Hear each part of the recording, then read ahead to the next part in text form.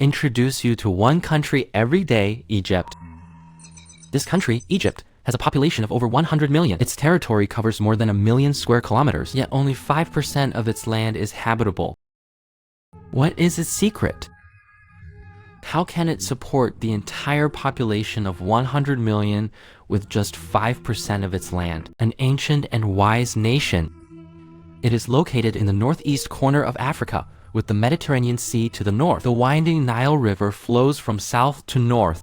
It runs through the entire Egypt, providing the foundation for its civilization. After thousands of years of development, the people here gradually settled along the banks of the Nile and its estuary, established settlements on the Delta Plains, and formed the current urban layout. This area is very small. It accounts for about 5% of Egypt's total area, but its population density is very high. Egypt's total population is 110 million. 96% of them live here. It is said that the population density here has far exceeded the second most densely populated city in our country, Beijing. The rest of the land is desert climate. Very dry, with very low rainfall. 95% of water sources come from the Nile. But this river is not exclusive to Egypt. It must be shared with upstream countries to ensure a stable water supply. In the 1960s, Egypt built the Aswan Dam. The dam's excellent water management capabilities created the world's second largest man-made lake for it. Can accommodate all the runoff of the Nile River for the entire year. It can also achieve interannual water resource allocation. This means that no matter whether he faces drought or flood, he can rely on the reservoir's ability to regulate river water to solve it. It also means he has enough water sources to support agricultural development. Agriculture is the foundation on which human beings survive. After achieving water source expansion with the dam, Egypt also actively improved irrigation technology. By vigorously planting drought-resistant crops, it achieved water conservation. It not only greatly improved its grain production, but also made it one of the top citrus producers in the world, and a major exporter of long staple cotton. In recent years, our country has also helped Egypt cultivate desert farmland.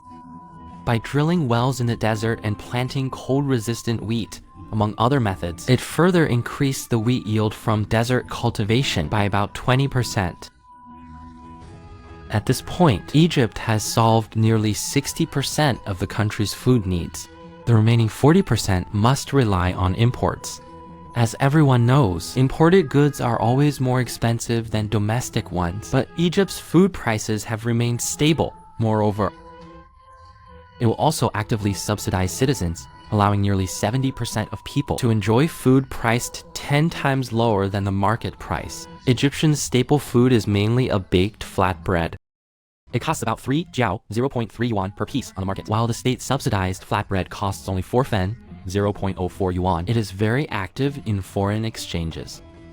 Every year, Egypt spends a high cost to purchase nearly 20 million tons of grain.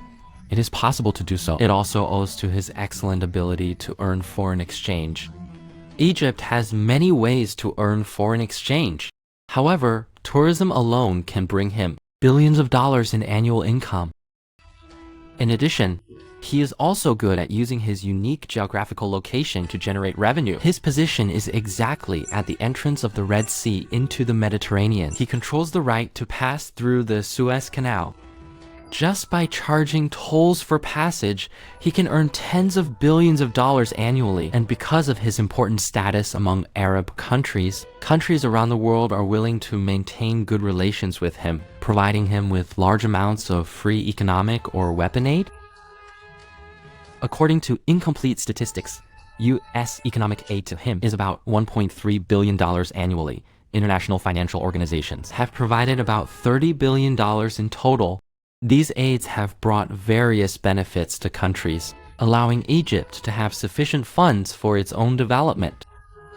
In addition, Egypt will issue various policies to stimulate overseas investment. Currently, the investments he receives annually have reached tens of billions of dollars. However, Egypt's approach is only temporarily resolving the survival crisis of its people. In the long term, this way of over-relying on the outside still carries certain risks. For example, his control over the Suez Canal is often destroyed by armed forces, leading to a reduction in income by half. Also, weapons supported by various countries, their core technologies are still held by foreign countries. There's a risk of being remotely controlled. So if you want to solve the problem fundamentally, you still need to go back to yourself. For example, seize the opportunity provided by our country's desert farming technology. Further increase the country's grain production. For example, actively carry out various independent technology research and development. Get rid of other countries' technological control. A blacksmith must be strong himself. Only in this way can there be real long-term stability.